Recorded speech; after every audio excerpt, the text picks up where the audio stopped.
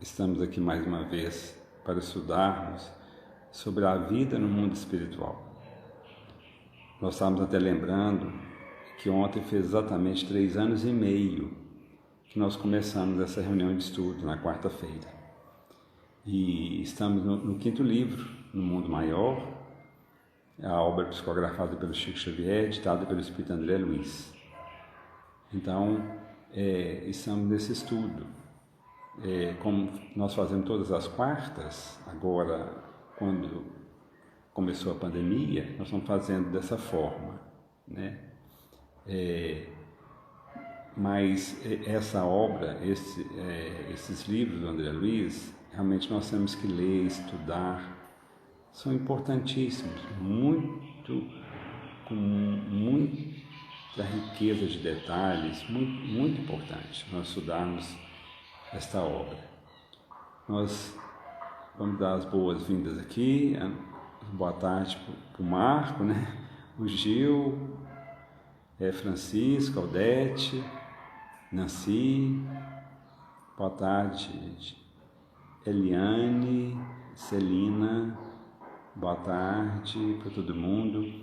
O Marco vai tocar e cantar uma música para a gente, aí depois nós começaremos o estudo.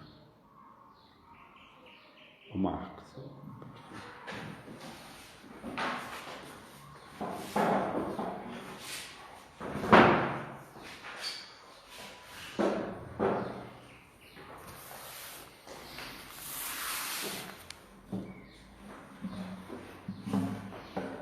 Boa tarde, pessoal.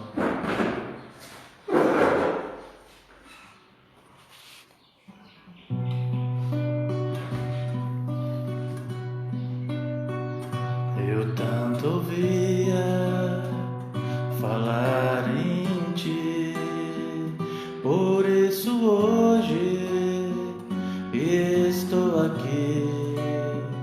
Eu sempre tive tudo o que eu quis, pois te confesso, não sou feliz. Calça apertada de cinturão, toco guitarra, faço canção, mas quando eu tento me procurar, eu não consigo me encontrar. Escondo o rosto com as mãos e uma tristeza imensa me invade o coração.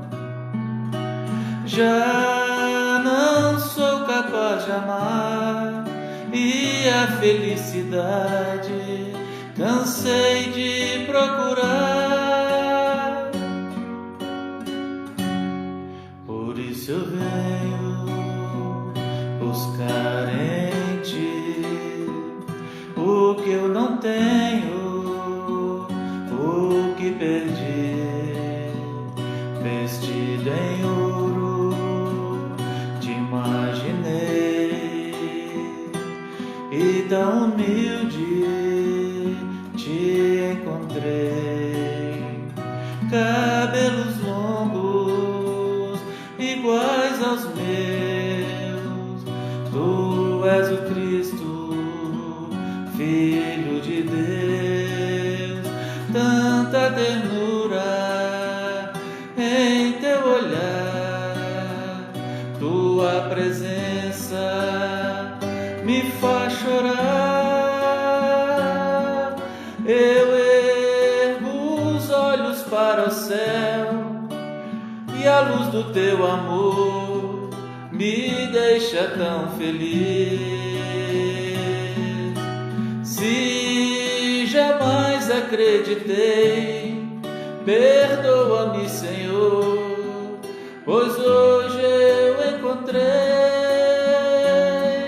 Eu ergo os olhos para o céu e a luz do teu amor me deixa tão feliz. Se jamais acreditei, desacreditei. Perdoa-me, Senhor, pois hoje eu te encontrei. Eu tanto ouvia falar em ti, por isso hoje estou aqui.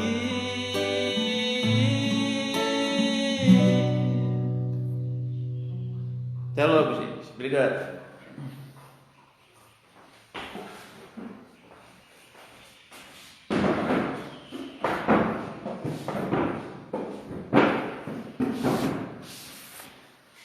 Gente, boa tarde.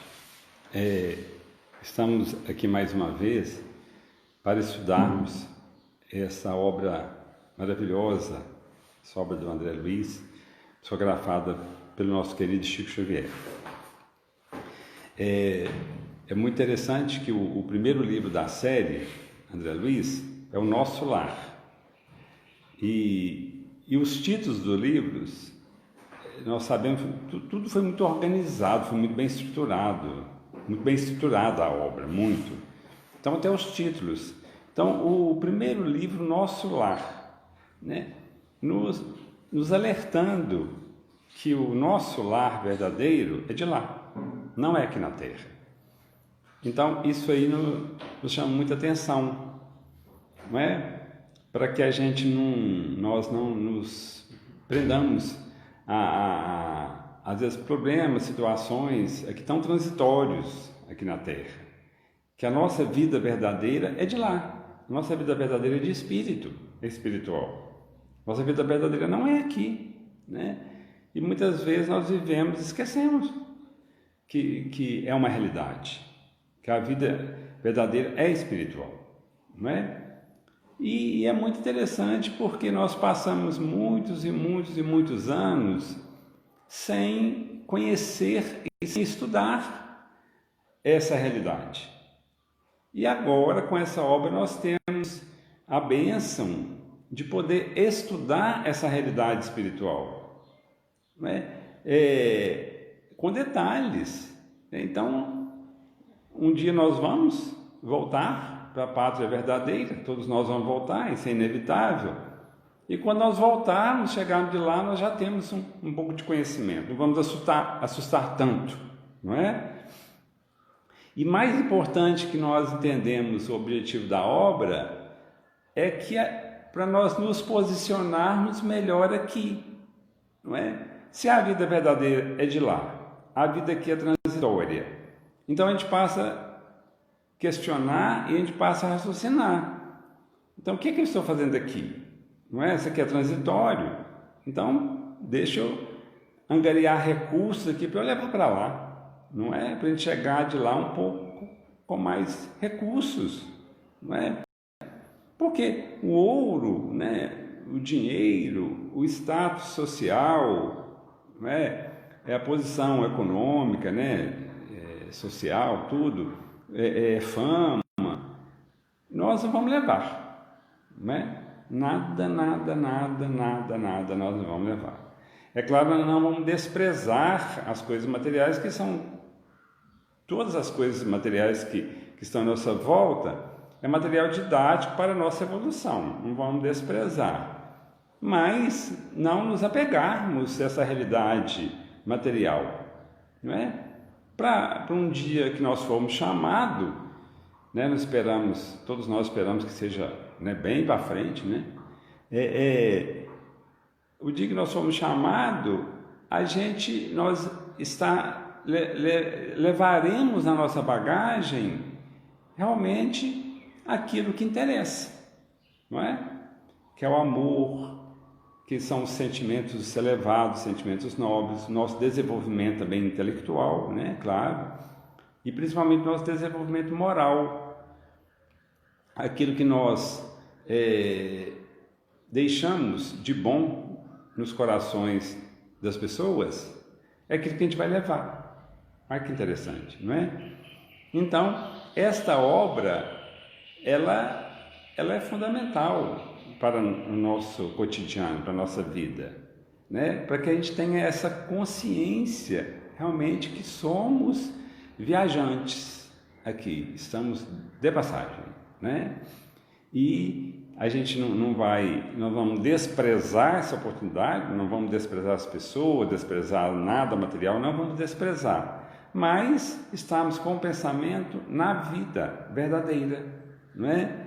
Aí a gente passa a viver melhor, a gente passa a viver mais em paz, a gente passa a viver com mais esperança, a gente passa a viver com mais alegria, porque a gente muda o nosso ponto de vista, né?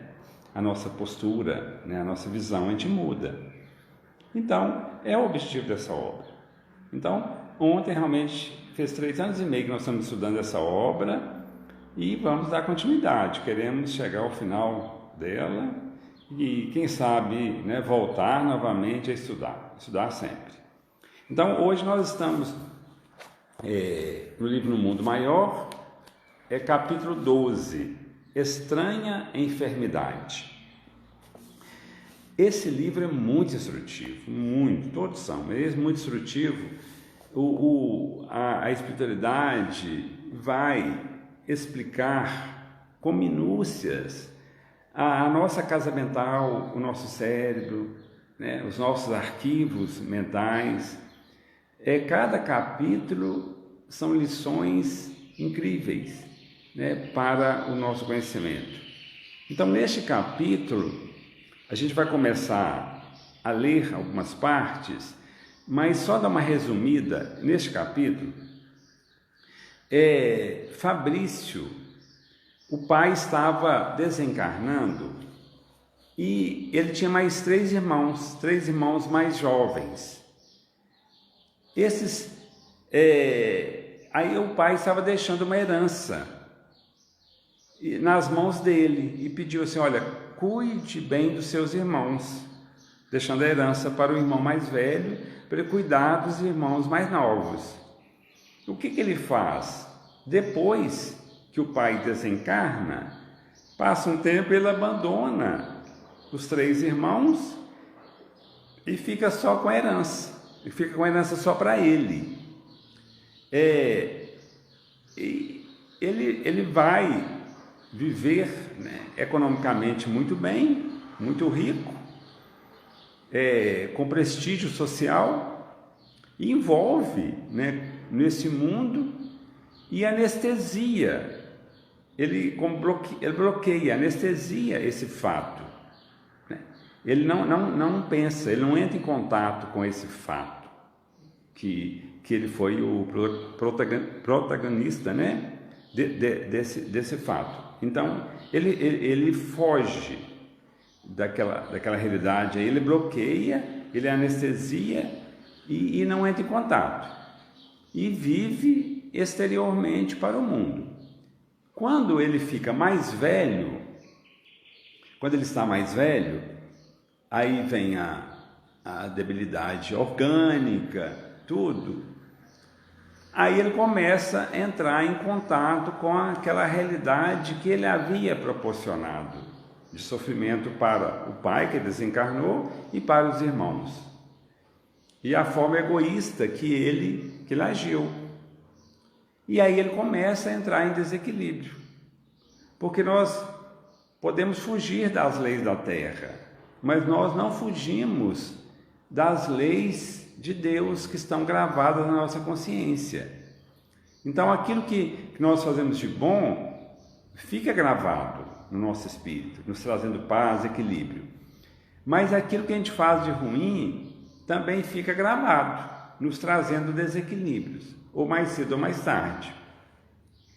Então, quando nós buscamos o caminho do bem constantemente, nós estamos construindo uma realidade muito boa para a gente, para o presente e para o futuro. Agora, quando nós buscamos o caminho da delinquência, do crime, do erro, da maldade, nós vamos encontrar com os resultados destes atos nossos, ou mais cedo ou mais tarde. E Fabrício está velhinho, esse senhor, e agora ele está em contato com essa realidade. Então nós vamos a gente vai começando a ler e nós vamos tentando nos comunicar, né, em relação a este assunto. Então, Calderari e André Luiz, ele chega na casa do Fabrício. Acompanhando o abnegado irmão dos sofredores, penetrei confortável residência, onde Calderari me conduziu incontinente à presença de um nobre cavalheiro em repouso.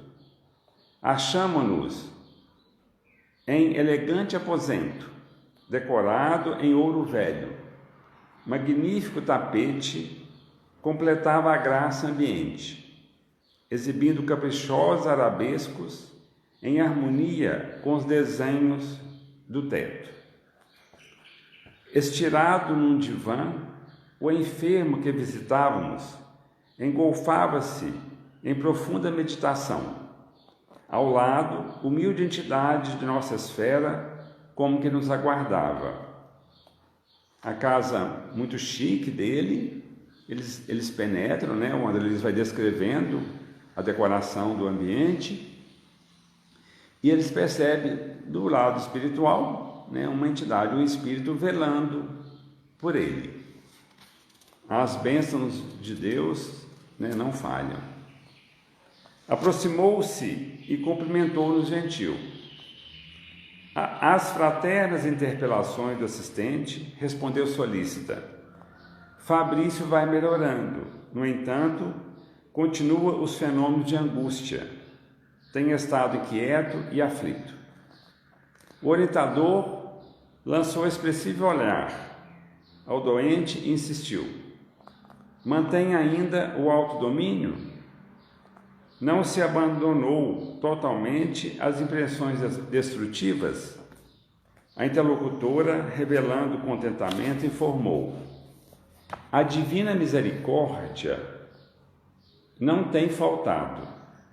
O desequilíbrio integral, por enquanto, não erigiu seu império. Em nome de Jesus, nossa colaboração tem prevalecido. Então, ele não entrou ainda num desequilíbrio total por consequência dos delitos dele, né, de ter ludibriado os irmãos financeiramente, por causa da assistência espiritual. Então, nós vamos ver até o final do capítulo os créditos que ele tem por não estar em total desequilíbrio. Então, o que nós aprendemos? Que todo processo, como na Terra, todo crime tem atenuantes e agravantes, não é? A pessoa cometeu um crime, foi impulsivo, né, no momento, de repente ele sacou uma arma, tal, matou.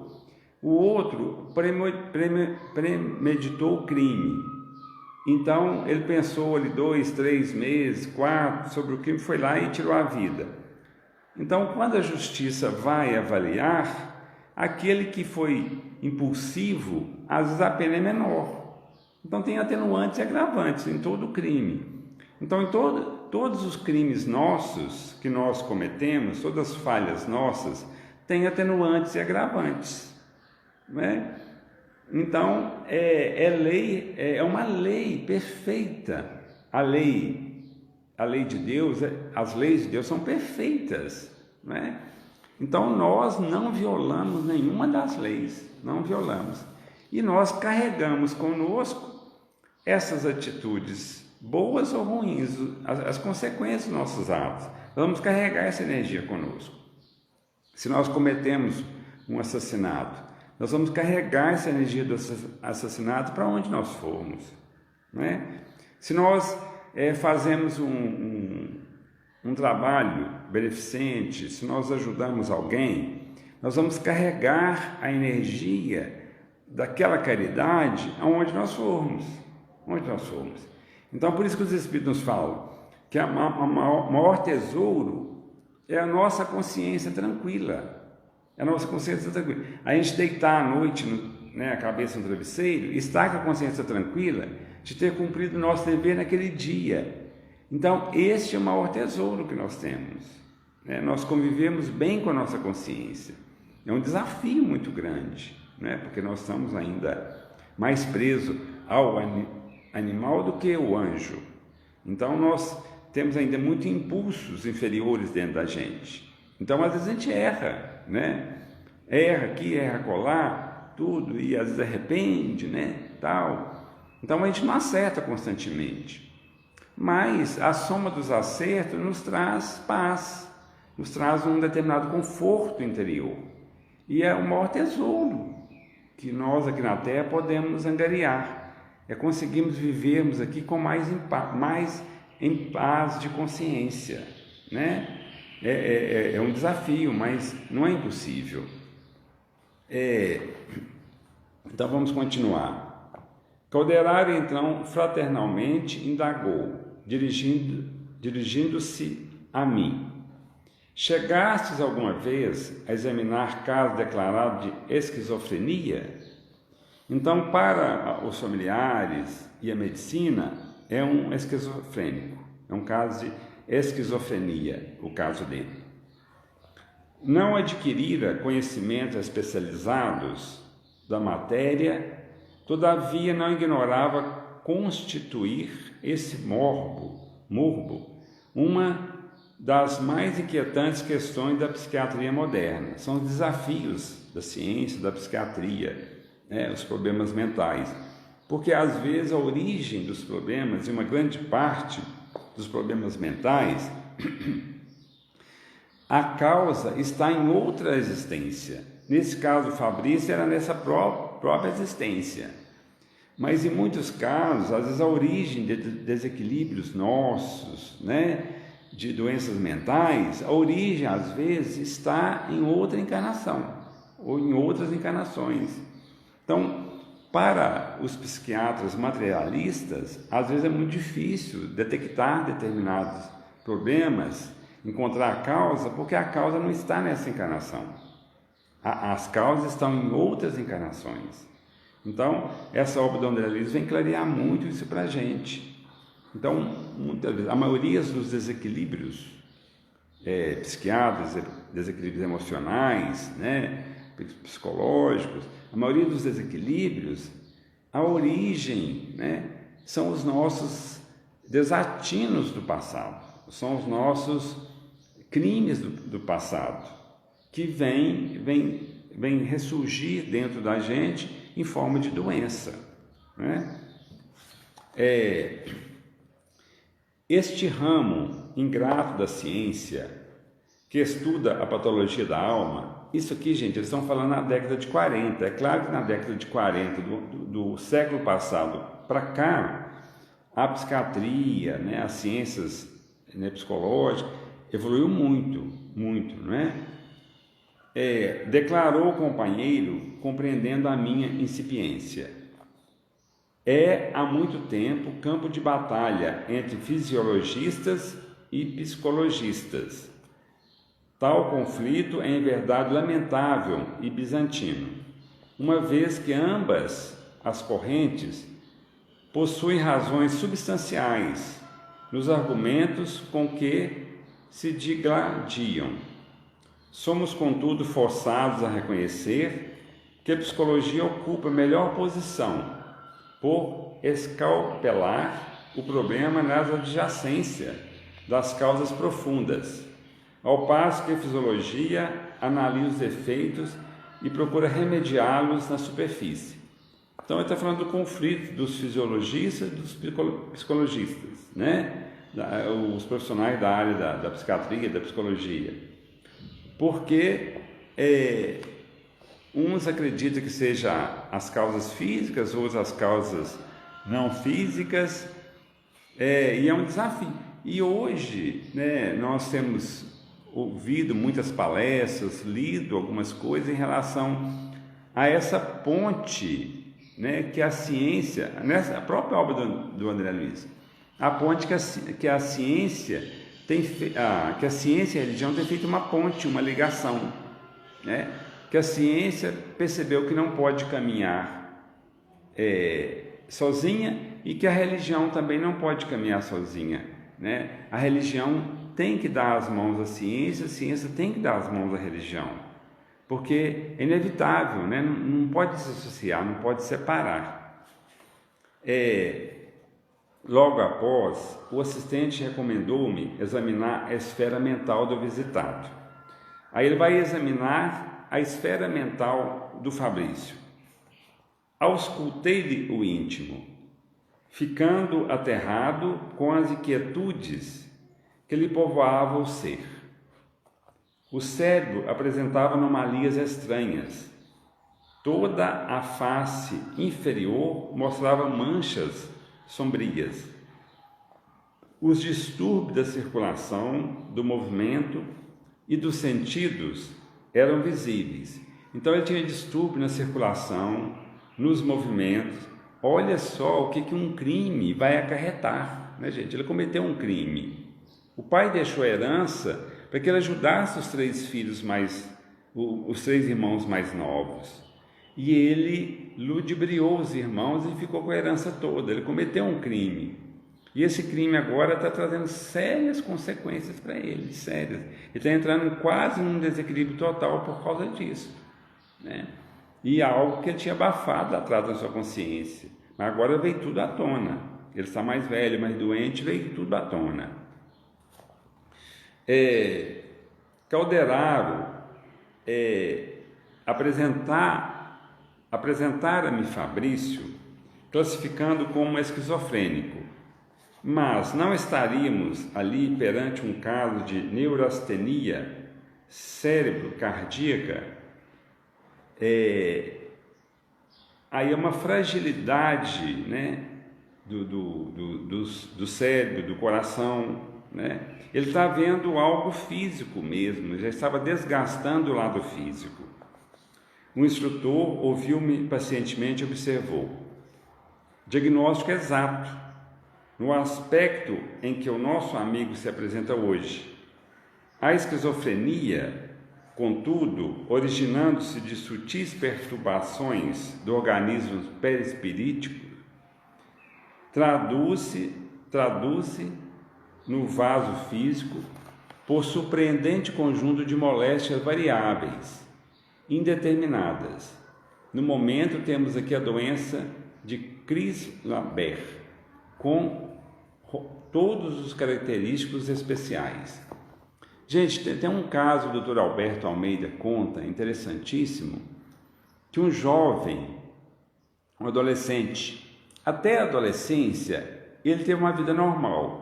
Quando chegou na adolescência, começou a ter distúrbios emocionais e ele visualizando, ele percebendo uma infinidade de pessoas mortas, milhares de pessoas mortas, e aquelas cenas começou a perturbá-lo muito. Constantemente ele começou a visualizar aquelas cenas de milhares de pessoas mortas. Aí a família o levou a psiquiatras e ele passou a receber medicações e chegou a ser internado, e ele passou uma grande parte da existência, quase a existência toda, nos hospitais psiquiátricos, tomando medicamentos, nos consultórios psiquiátricos. Não conseguiu trabalhar, não conseguiu relacionar de uma forma amorosa com outra pessoa. Ele passou a vida toda adoentado, emocionalmente, psicologicamente. Então, o Alberto Almeida narra que foi informado que esse espírito, essa pessoa, que na adolescência começou a ter essas visões, ele havia participado de uma guerra numa encarnação anterior e havia assassinado milhares de pessoas. E ele carregava aquela carga de débito com ele. Então, uma grande parte realmente dos nossos desequilíbrios, nós voltamos a falar, né? A origem, realmente, muitas vezes, a origem está em vidas passadas, né? Então, como o Simão Pedro, né, numa frase belíssima, ele fala que o amor cobre multidão de pecados. Então, todos nós temos desequilíbrios, todos nós, né, gente? Nós falhamos em várias áreas, acertamos também, claro, mas falhamos. E essas falhas nos trazem, né, consequências emocionais, né, psicológicas, nos trazem. Mas o que os Espíritos nos ensinam, né? Que através da postura diferente que nós tomamos diante da vida, através do amor, através da oração, através da mudança, né, interior nossa, nós passamos a lidar melhor com essas situações, né? Lidar melhor com esses problemas. E a gente passa a dar uma guinada na nossa vida, né? Deixando aquele homem velho do passado e buscando um homem novo. Isso que é o mais importante, né? Nós buscamos uma pessoa nova. Porque nós não viemos aqui na Terra para sofrer, nós viemos aqui para evoluir, não é? Claro que a gente passa pelo sofrimento, mas o objetivo maior é evolução, nós evoluirmos. E isso que é importante. Nós pensarmos, sempre temos essa certeza. Viemos aqui para evoluirmos. E viemos aqui para começarmos a buscarmos o caminho da felicidade, o caminho da paz. E só nós podemos fazer isso, ninguém pode fazer isso por nós. Pai não pode, mãe não pode, as pessoas podem nos influenciar, auxiliar, mas a postura de fazer, de realizar é nossa, unicamente nossa, não é? Então vamos continuar. Mostrando grave expressão no semblante, acrescentou: repara, contudo, além dos efeitos mutáveis, analisa a mente e os domínios das sensações. Quer dizer, não olha o físico não, agora olha a mente. O Calderaro alerta o André Luiz. Agora você olha a mente, porque a capacidade dos espíritos mais elevados, eles chegam perto da gente, eles auscultam a alma nossa, né? Como se eles entrassem mesmo na nossa tela mental, né? No nosso mundo mental e percebessem todas as nossas emoções, sensações, vontades, né? Nossos sentimentos, eles percebem. Os espíritos mais elevados percebem. A gente pode enganar os encarnados, mais desencarnados, mais evoluídos, a gente não consegue enganar. Lancei mais profundamente a sonda de minha observação sobre os quadros interiores do enfermo e percebi-lhe imagens torturantes na tela da memória. Aí ele vai perceber a memória dele, a tela da memória. Aí ele vai perceber quadros torturantes, olha só. Em si mesmado, Fabrício não se dava conta do que ocorria no plano externo. Braços imóveis, olhos parados, mantinha-se distantes das sugestões ambientes. No íntimo, todavia, a zona mental semelhava-se à fornalha ardente. Nossa, gente, olha só. Que a zona mental dele assemelhava-se à fornalha ardente. Olha que sofrimento. Quem chegasse ali percebia um senhor deitado na sua poltrona e totalmente alheio ao que estava acontecendo em volta. Quem chegasse, não, a pessoa está doido, está em desequilíbrio, né? Está dementado. Quem chegasse ali. E os espíritos vão auscultar a mente, a alma dele, vai perceber, a zona mental semelhava-se à fornalha ardente. Imaginamos uma fornalha ardente. A zona mental dele estava assim. Por quê? Não é? A imaginação superexcitada detinha-se ao ouvir o passado. Ele estava ali, né, diante da realidade da sua casa, mas ouvindo o passado. Recordava-lhe a figura de um velhinho agonizante. Escutava-lhe as palavras da última hora no corpo, a recomendar-lhe aos cuidados 3 jovens, presentes também ali, na paisagem de suas reminiscências. Então, o pai estava nas suas reminiscências, na sua memória, e os 3 irmãos.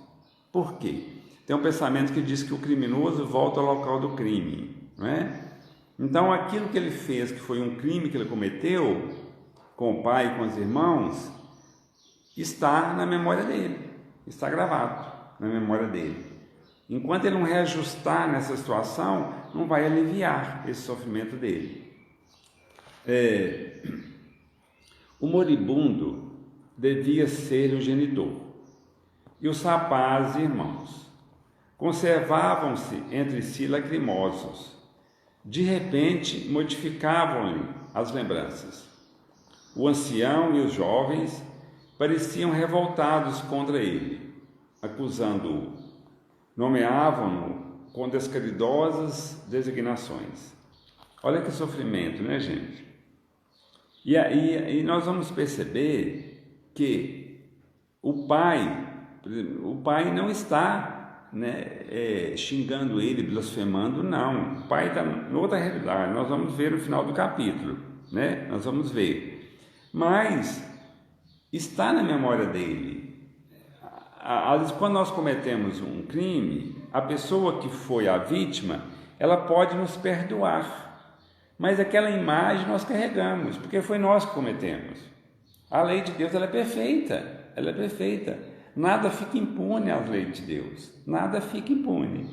Tanto o bem também que nós fazemos é contabilizado. A lei de Deus é perfeita. Então tudo que nós vamos fazendo, realizando, sentindo, pensando, agindo, falando, vai sendo registrado,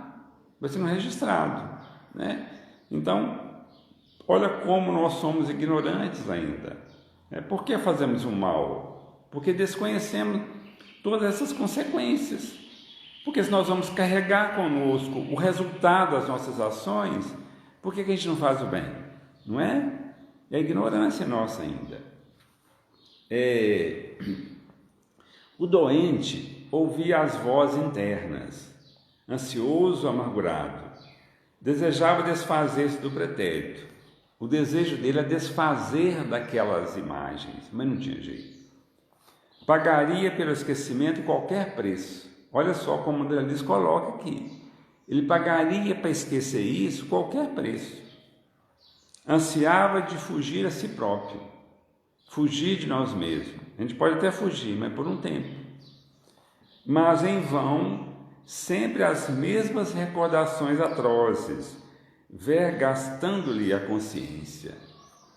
Ele quer fugir, né? Mas não consegue, não tem como, né? É igual às vezes quando somos muito ignorantes a essas leis, cometemos um crime e queremos burlar as leis da terra, né? Podemos burlar, podemos enganar as leis da terra, mas as leis da nossa consciência não, né? Uma vez um pessoal explodiu o banco aqui, algumas vezes explodiram alguns bancos, né? Depois nós passamos lá no outro dia, eu estava olhando, né? O banco todo explodido, né? Tal, aquele prejuízo todo para material, prejuízo para os clientes, tudo. E as pessoas explodem e vão embora, não é? E pronto, ficaram às vezes escondidos da justiça, da terra, tudo. Mas a gente fica imaginando, né, essa realidade aqui. Aquela explosão, aquilo que eles fizeram, vai carregar com eles ali durante muito nessa vida, às vezes no plano espiritual, na outra vida, não é? E são os crimes nossos, os erros nossos, qualquer deslize nosso, né? E qualquer atitude boa também, nós vamos carregar conosco.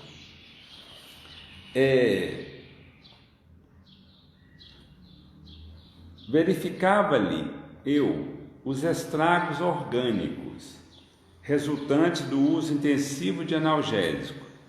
Ele estava usando medicamentos há muito tempo e o André Luiz coloca aqui, estragado o seu organismo. Aquele homem deveria estar duelando consigo mesmo desde muitos anos. Ele usa o termo duelar. Então, que aquele homem Fabrício estava duelando, guerreando com ele constantemente, né? Não querendo entrar em contato com aquela realidade entrando em contato com ele, uma luta constante. Achava-me no exame da situação quando uma senhora idosa surgiu no aposento, tentando chamá-lo à realidade. Vamos, Fabrício, não se alimenta hoje? Chegou uma senhora, que era a esposa dele, perguntando se ele não ia alimentar. O interpelado vagueou o olhar pela sala. esboçou uma resposta negativa sem palavras e deixou-se ficar na mesma posição. Ele estava alheio ao que estava acontecendo em volta. A matrona insistiu, afável, mas não conseguiu demovê-lo. E porque prosseguisse ansiosa, buscando ministrar-lhe um caldo, o enfermo levantou-se de súbito, como se houvera repentinamente enlouquecido. Esbravejou expressões inconvenientes, ingratas, rubro de cólera, repeliu o oferecimento, surpreendendo-me pela crise de nervo destrambelhados. Quem chegasse ali falaria: esse senhor está louco, ele está doido, não é? A esposa regressou ao interior da casa, enxugando os olhos, enquanto o calderaro me esclareceu comovido. Está no limiar da loucura e ainda não enveredou francamente pelo terreno da alienação mental, graças à dedicação de velha parenta desencarnada que eu assiste vigilante. Olha só que maravilha, né, gente? Ele não desequilibrou totalmente, não entrou totalmente em loucura por causa de uma parente, um espírito que é parente dele, que ama ele profundamente, que está vigilante ali do lado. Olha só a intercessão, o amor, não é? Então ele está sofrendo todas as consequências, mas poderia ser pior se não fosse as orações, o amor desse espírito que está do lado dele. Olha só, né, gente, como que o amor interfere, que as orações interferem para o bem.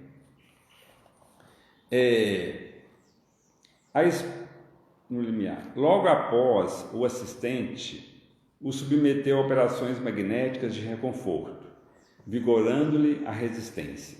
Aí o mentor chegou e aplicou passes no Fabrício. Ante o neurastênico, mais calmo agora, narrou com serenidade. Aí ele vai descrever realmente o que ele fez, né? Olha só como são as leis de Deus, né, gente? Nós não violamos as leis de Deus. Ele fez o mal lá atrás, agora está sofrendo todas essas consequências. Olha só. Nosso irmão enfermo teve a infelicidade de apropriar-se indebitadamente de grande herança, depois de haver prometido ao genitor moribundo velar pelos seus irmãos mais novos. Ele prometeu cuidar dos irmãos.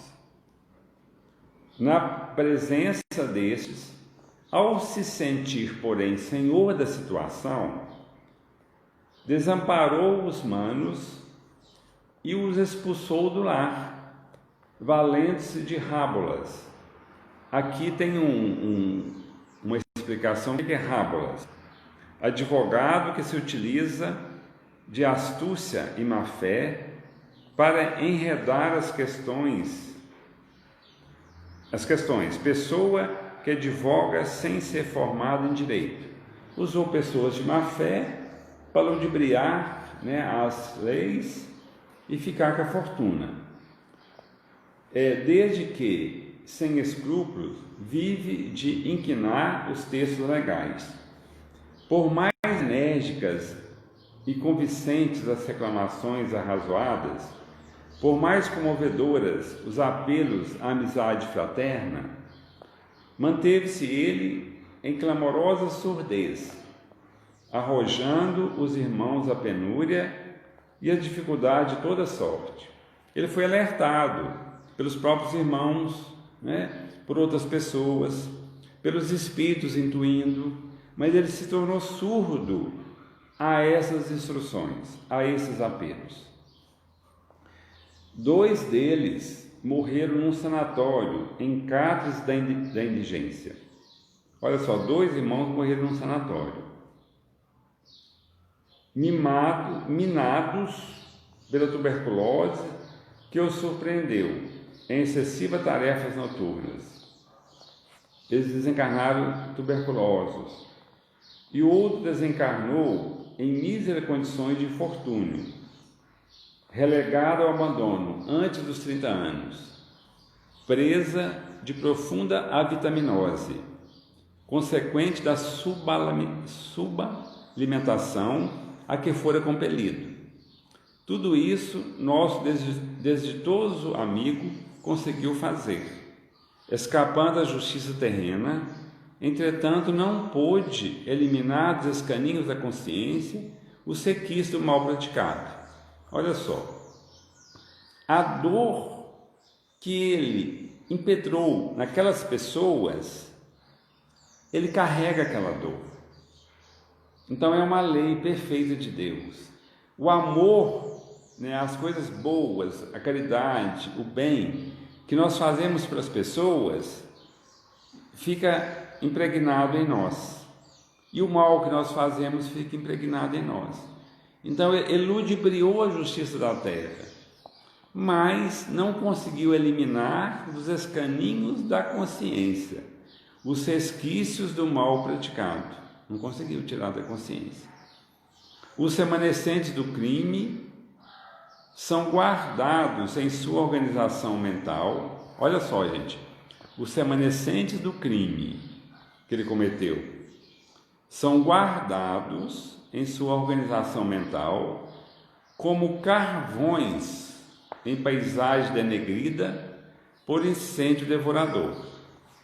Então ele vai falar que esses resquícios, né, esses remanescentes do crime são como carvões após o incêndio. E esses carvões convertem-se em brasas vivas sempre que excitados pelo sopro das recordações. Olha só como funciona a nossa mente, né? A gente olha após o incêndio, tem os carvões ali. Se a gente começar a soprar aquelas brasas, vai atear fogo novamente. Então ele faz essa analogia, que os remanescentes do crime são como carvões que estavam ali. Estava quente, incomodando, mas estava ali quieto. Na medida que vêm as recordações, transforma em brasas ardentes, né? Na consciência dele. Olha só, gente, nós precisamos conhecer essas leis de Deus, não é? Essas leis estão gravadas na nossa consciência, mas por isso que o estudo é importante, né? Estudarmos essas obras, estudarmos as obras da codificação, o Evangelho, né? As obras do Kardec, da codificação, e essas obras, principalmente essas obras através do Chico Xavier. Todas as obras são fantásticas, essas obras através do Chico. A gente abre qualquer livro do Chico, abre ali uma página, traz muitos ensinamentos. A gente precisa ter esse conhecimento, né? Esse conhecimento para que a gente possa agir de forma melhor. Não sermos santos, mas agirmos de forma melhor. O mau filho e perverso irmão, enquanto senhor dos patrimônios de resistência que a virilidade do corpo lhe permitia, lograva fugir de si mesmo. Quando o corpo estava viril, ele estava forte, né? Ele estava com saúde, ele estava com muito dinheiro, tal. Ele conseguia fugir dele mesmo, sem grandes dificuldades. Ele conseguia fugir, ele conseguia abafar. O dinheiro fácil, a saúde sólida, os divertimentos e prazeres desempenhavam para ele a função de pesadas cortinas entre o personalismo arrogante e a realidade viva. Ele colocava uma cortina, né, diante daquela realidade, quer dizer, ele abafava, né? Muita saúde, muito prestígio, muito dinheiro, ele conseguia abafar aquela realidade. Todavia, o tempo cansou-lhe o aparelho fisiológico e consumiu-lhe a maioria das ilusões. Quer dizer, o tempo cansou-lhe o aparelho fisiológico, todos nós, né, gente? O tempo vai acontecer isso conosco. Se nós não desencarnarmos mais cedo, né, o tempo vai trazer a velhice. E consumiu a maioria das ilusões. As ilusões vão acabando. pouco a pouco encontrou-se a si mesmo na viagem de volta para o próprio eu. É a viagem que nós renegamos, né? Que nós fugimos de encontrar com a nossa essência, com o nosso próprio eu. Às vezes passamos a encarnação toda viajando para fora, sem termos a coragem de viajar para dentro. Isso é muito sério, né? Então, nesse momento que vem a dor, vem a velhice, a doença, automaticamente a pessoa ela viaja para dentro dela mesma, sem querer, não é? Então, o que os Espíritos nos esclarecem? Que nós procuremos fazer essa viagem todos os dias, essa viagem interior. Por que eu ajo assim? Por que eu penso assim? Por que eu sinto assim? É nos conhecermos. Por que eu sou assim? Por que eu ajo dessa maneira? Será que eu poderia melhorar? Então é essa viagem interior que ele não fez. No momento que a vida impõe a ele fazer viagem interior, ele vai ter contato com o maior crime que ele cometeu. E não consegue fugir daquelas lembranças.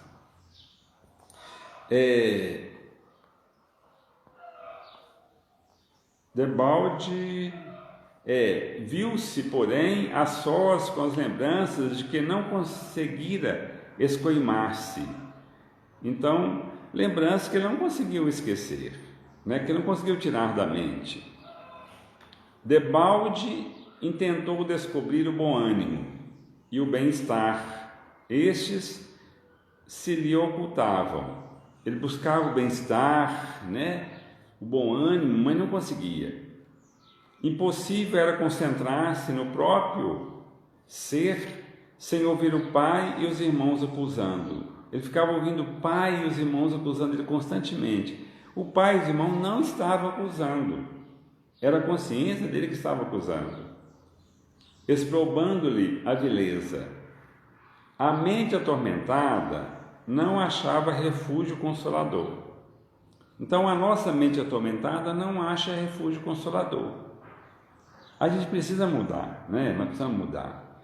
Sentimentos, pensamentos, palavras, atos, precisamos mudar para arquivar na nossa mente coisas melhores. É um arquivo, nós vamos arquivando. Se rememorava o pretérito, este lhe exigia reparação. Se buscava o presente, não obtinha tranquilidade para se manter no trabalho sadio. Se ele buscava o passado, ele encontrava com o crime. Se ele buscava o presente, ele não conseguia ter equilíbrio para trabalhar.